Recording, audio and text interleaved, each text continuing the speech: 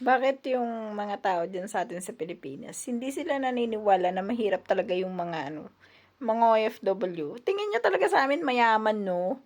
Tingin niyo talaga sa amin isang hingi niyo lang may pera, no? So, hindi talaga kayo naniniwala. Kahit saang bansa pa yan, kahit Amerika pa yan, sinasabi ko sa inyo, mayabang lang yan pagdating sa damitan. Pero, ano, talagang nag-iitlog din ang ulam ng mga yan. Alam nyo ako, andito ako sa Czech Republic pero sabi ko sa inyo, yung isang tray ko ng itlog minsan talagang walang isang buwan sa akin. Alam nyo, hindi kami mayaman dito sa ibang bansa. Akala nyo lang may pera. Akala nyo ganon kadali, no? Akala nyo dahil dyan sa Pilipinas, pag humingi kayo 1,000, 2,000, parang bariya lang sa amin. Akala nyo lang yun. Hindi nyo alam yung mga OFW, may mga utang yung mga yan. Ang lalaki ng mga utang ng mga yan. O sabihin natin, kunwari walang utang, pero may napundar ba? Kakapadala. Di ba? Kaya sana doon sa mga pamilya natin, sa lahat ng mga karinig na pamilya ng mga OFW, sana intindihin nyo rin yung mga anak nyo or mga kaibigan nyo, mga kamag-anak nyo na OFW. Intindihin nyo sila, hindi yung lahat ng burden nyo dyan sa Pilipinas, isasabihin nyo dito sa mga OFW natin. So, pag sinabi nyo ba yan, may magagawa ba kami? 'Di ba? Tapos yung iba pa dyan, wag naman sasama yung loob, pero yung iba dyan, alam mo yun, magme-message lang sa'yo pag mangungutang. Maalala kang kamustahin pag mangungutang. Tapos, hindi naman lahat, pero merong mga magulang at may mga nakakasama ako na talagang imi-message lang sila ng nanay nila kapag sahuran na. Tama ba yun? At yung iba naman na nandiyan dyan sa Pilipinas, kung makapayo naman, doon sa kapwa nila na, ay, di ba ang anak mo, OFW, di ba ang anak mo abroad? Bakit hindi ka pinapadala ng ganito ganyan? O di ngayon, yung inyong nanay naman, tampong-tampong parurot. Oo nga no, ba't hindi nga ako pinapadala ng anak ko ng ganyan-ganyan? Kayo umintindi sa mga nasa abroad. Akala nyo kasi madali lang nasa abroad. Tsaka doon sa mga nagpapayo, huwag kayo magpayo kung hindi kayo nakakatulong. Hindi kayo nakakatulong doon sa nakakabigat lalo kayo Akala nyo kasi pag sinabing abroad, may pera, mayaman. Kasi naman, ang ganda ka ng bihis, ang ganda pumunta doon. Hindi nyo alam, filterize lang yan. Hindi nyo alam yung damit niyan, baka 100 lang sa pera din or sa pera doon sa bansa na pinagtatrabahuhan niya. Maganda lang paningin nyo kasi bago sa paningin nyo. Di ba?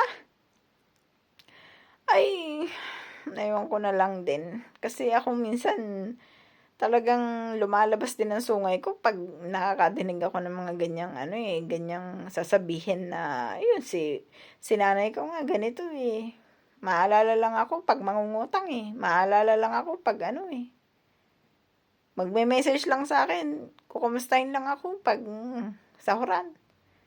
Tapos sasabihin pa sa akin, buti pa ikaw no, tinatawagan ka ng nanay mo kahit hindi sahuran. Gaano kasakit yun sa OFW, di ba?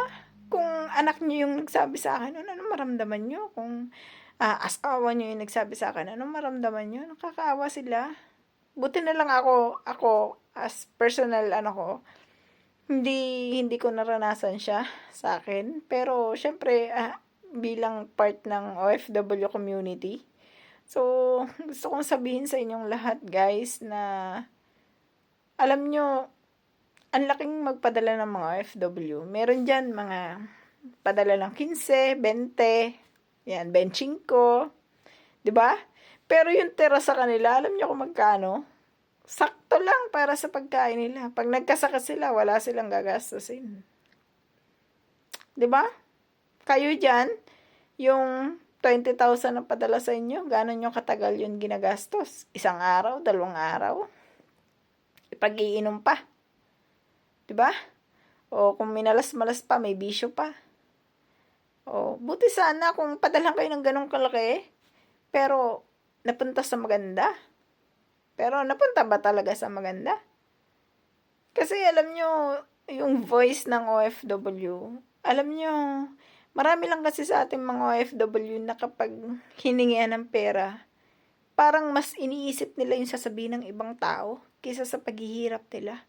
Iniisip nila na kapag hindi ko to binigyan, kasama yung loob nila. Pero tanungin nyo rin yung mga OFW.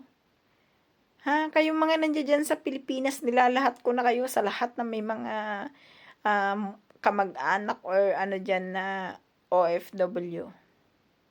Sinasabi ko sa inyo, hindi madali ang OFW. Kung alam nyo lang, minsan darating talaga sa point na gusto mo talaga na subukan na magpalit kaya tayo ng sitwasyon. Ako dyan sa Pilipinas, ikaw ang mag-OFW dito. Malaman mo kaya kung ano yung pinagdadaanan ko. 'Di ba? Ang hirap maging OFW. Alam nyo, sa pag-apply pa nga lang sinusubukan na yung lakas namin, yung kung paano namin masusolusyonan. Alam nyo, sa requirements pa lang, halos patay na kami sa dami na requirements. IDs, lahat yan. Talagang gagana ang utak mo, gagana, diskarte mo. Tapos, pagdating mo ng ibang bansa, uutangan ka, wala pang bayaran. Hihingan ka na parang galit pa pag hindi mo nabigyan. 'Di ba? Oh. Alam niyo 'yon? Dapat konting consideration ba? Konting consideration para sa mga OFW. Nilalahat ko na. Siguro naman ilan lang kami, baka mga 10% lang kami na maswerte sa pamilya. Paano yung mga hindi? Sa sahod ang anak mo nang sabihin natin na 30,000 o 40,000 sa peso. Tapos pag napadalhan ka, pinadalhan ka ng 10,000, sasabihin mo pa, o diba ang sahod mo dyan is 50,000 o 40,000? Ba't 10,000 lang pinadala mo? After 1 week, hihingi na ulit. Walang tuition si ganito. Wala tayong pambayad ng kuryente. Mapuputulan tayo. Ba't di nyo binayaran? Yung pinadalhan ko kayo. Diba? Alam nyo ang OFW, pag di nyo yan tinulungan, lubog yan. Tama yung sinasabi ni Vice Ganday. Iahon mo muna ang sarili mo bago mo iahon ng pamilya mo. Kasi pag sinabay mo silang iahon, hindi ka rin makakaahon ng bongga. Bakit? Hihilahin ka nila pababa. Sa pamilya mo, ilang kayo nagtatrabaho? 1, 2? Ilan silang kumakain? 5? Oh, di ba? Magpatulong ka rin sa pamilya mo at sa inyo namang lahat na nandiyan dyan sa Pilipinas. Hindi naman porke OFW yan. Araw-araw sahod yan. Nag-post lang na nagbigay si amo ng 100 kunyari. Kunyari 100 sa euro. Kunwari lang. Nag-post lang ganon. Anong tingin nyo, malaki dito yon? Yung halaga ng 100 euro? Diyan sa atin, oo, 5,000. Pero pagdating dito, barya-barya lang yan. 100 euro? Maliit lang yan. Pag kinain mo yan sa labas, ubos na yan. Isang kainan lang yan. Ubos na yan.